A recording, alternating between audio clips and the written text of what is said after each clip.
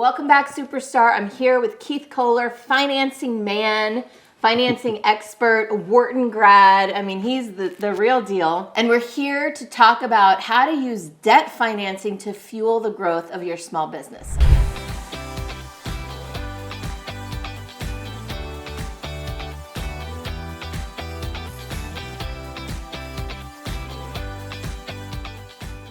All right, Keith. Where were we? Let's talk about the ways that debt can fuel growth. How can you use it? What scenarios make sense to use it? Yeah, just as a quick review, we talked about equity and debt financing, right? That's right. And importantly, debt financing is an important consideration for a holistic financing strategy that might comprise both equity and debt at different timings, for different uses, at different stages in the development of your business. So I really encourage all of you to adopt a holistic financing strategy that looks at all these options thoughtfully, not just now, but through the life cycle of your business. So again, our topic is debt financing. And where that usually comes into play, again, is it all starts with you. You yourself can make a choice to loan money to your business. You can do that yourself. You can do it with your business partners if you have them. It can be loaned from officers. All of those are perfectly fine. Right?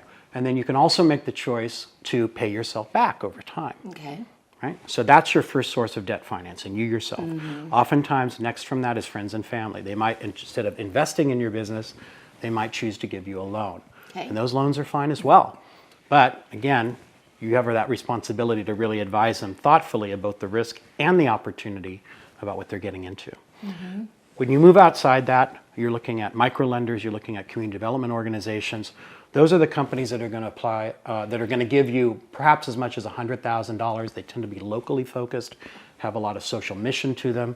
They're often called character loans, less about your company's growth potential and profitability, more about you, Michelle, as a person, how you're going to have impact in the community if you have a mission to help others. So that plays into at those earlier stages. So that's what's available to you from, say, startup to early stage. When you start moving into larger growth mode, and I call that early stage up to what I would call pre-profitability. Right, so before your company is profitable, depending upon how you make your product and service available, different types of financing is available to you. So let's say we have Michelle's online book business, right? Right? And you're selling all your books online by yourself.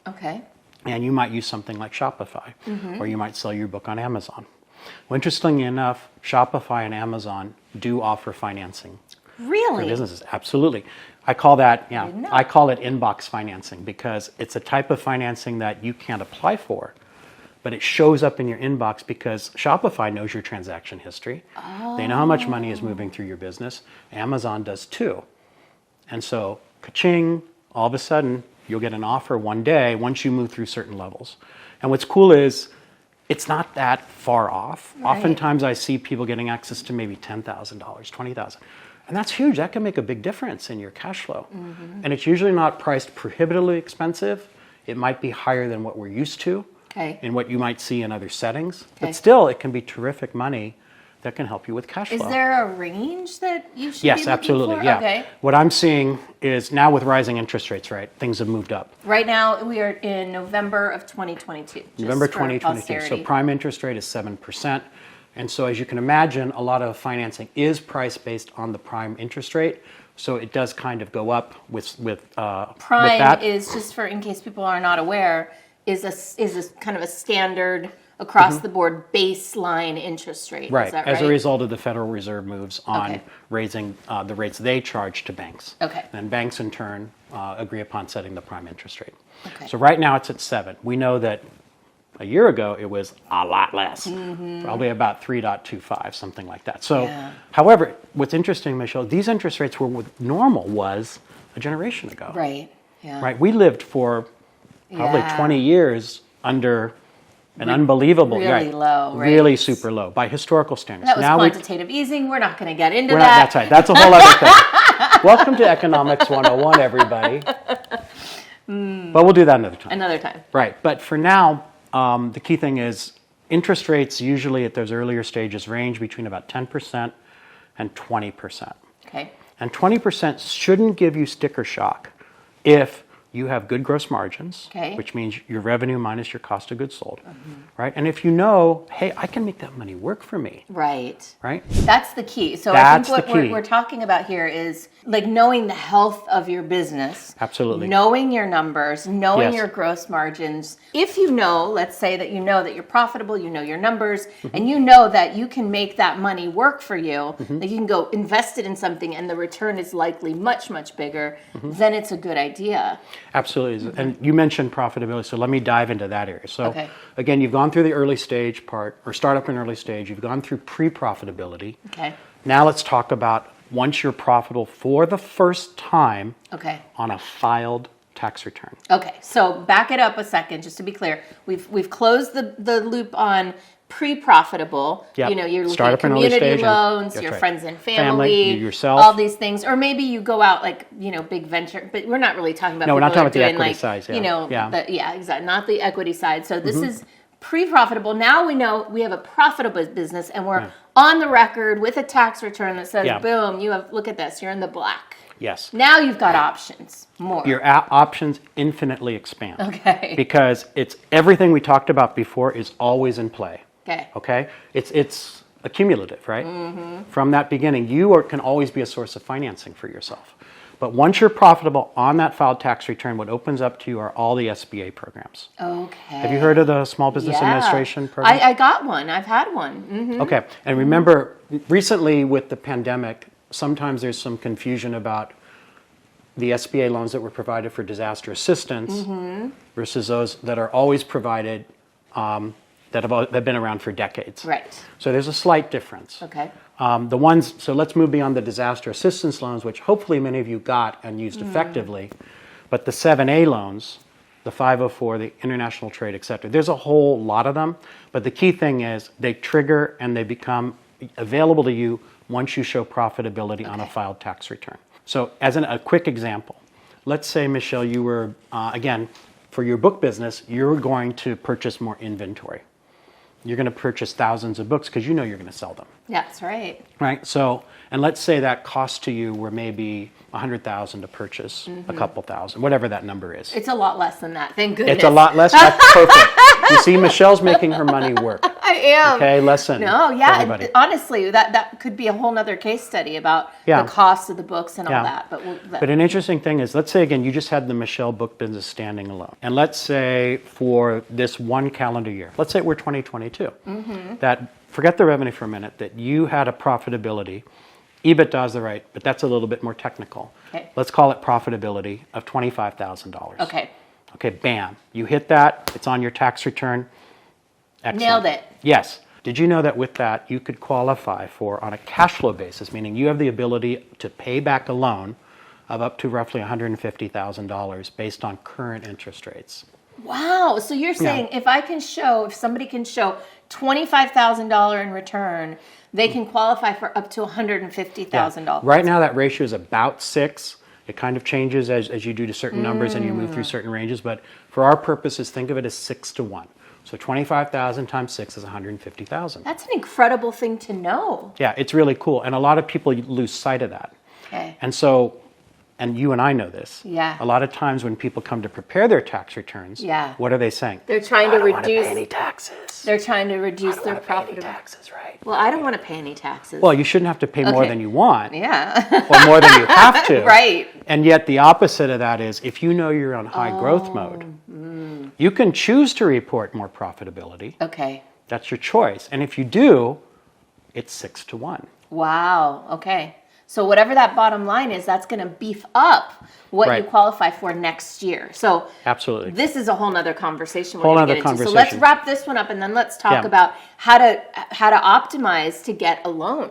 For sure. What you can do to optimize your numbers so that you qualify for a loan. That'll be the next video. So have we finished talking about this topic? We were talking about how to use debt financing to grow your business. Yeah. So just using that example again, if you knew you could have access to $150,000.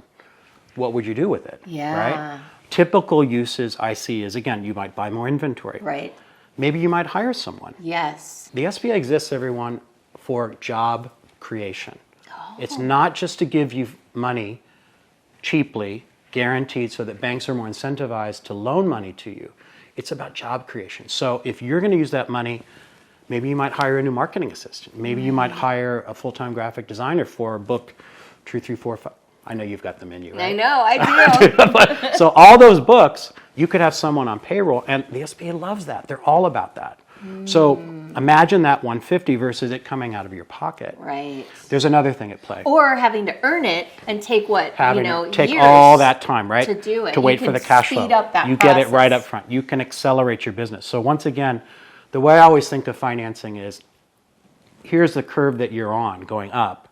Financing usually shifts that curve up and out and accelerates your growth. Okay. Right? As long as you're a healthy business with a Healthy vision for how you would invest that money. That's it. And that vision is exactly that. Having a good sense of what the technical term is, what are your use of proceeds? Use right? of proceeds. Use of proceeds. And any lender is going to ask you to break that out into the small different categories. And it could be, again, hiring. It could be, I'm going to buy inventory. It could be for a broad topic called working capital. And that basically just means having cash on hand to cover your operating expenses. And it's good to have good liquidity, right? To have cash on hand, especially in an uncertain market that we're moving into. Yeah, I'd rather have that cash. And it's better than last thing I'll say in this topic, it's like a line of credit. I learned this the hard way years ago. They can just shut that thing down anytime they want. Absolutely, they can. That's different than getting the loan and getting your cash up front and having it on your side versus having this line of credit, which I thought, well, once I got it, once I qualified for it, it would always be there. Well, all of a sudden I got a letter and it was like, sorry. Yeah, you previewed that perfectly, Michelle, because here that one year of profitability is the SBA loan world. 2 years of profitability, or multi-year, is when you get qualified for a line of credit. And when you go to get a bank line of credit, everyone, yeah, it's great to get that money, but what Michelle's referring to are called covenants. Covenants almost has that biblical sense, those sacred pledges that you're making to a bank saying, hey, I'm going to make sure that I'm going to achieve all these things in addition to the revenue, the profitability. And one of the key things that happens in lines of credit is a covenant is called debt service coverage. Right? A little bit of a complex term for another time, but it just means your ability to pay that loan back safely. And so what usually happens when people get their credit lines called in is, oftentimes I see this more in manufacturing, but it can happen to anybody, is you're moving along at a certain growth path. What if you decided, Michelle, hey, I'm going to invest a lot of money. I'm really excited, so I'm going to do this and this and this and this. And all of a sudden, your revenue's higher, but you go into the red. Or your profitability sinks because you put all this money down on whatever expenses they are, and it reduced your profitability, well, you're going to bust that covenant. Yep. And when you bust that covenant, bam, it's an automatic trigger. It's called in. The line of credit usually can be negotiated out over time so that you can find a soft landing somewhere else.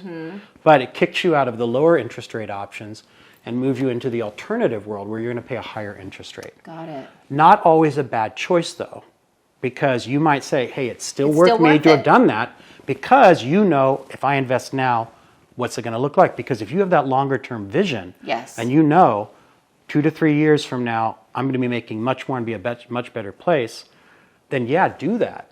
Take the higher cost financing because it pays out. Okay. Whew, so much to learn. All right, Keith, where can people connect with you to do that financing review? Keith offers this special thing where if you're somebody who thinks that they're eligible for and you want to look into financing, debt financing in particular, but really a holistic picture of your whole vision, then you can connect with Keith at, where is it? yourfinancingreview.com. And we'll sit together, well, Zoom, or sit together in real life, hopefully someday, and have a 30-minute call, and you would leave that call with a financing strategy that covers 2 to 3 years. Beautiful. Yay.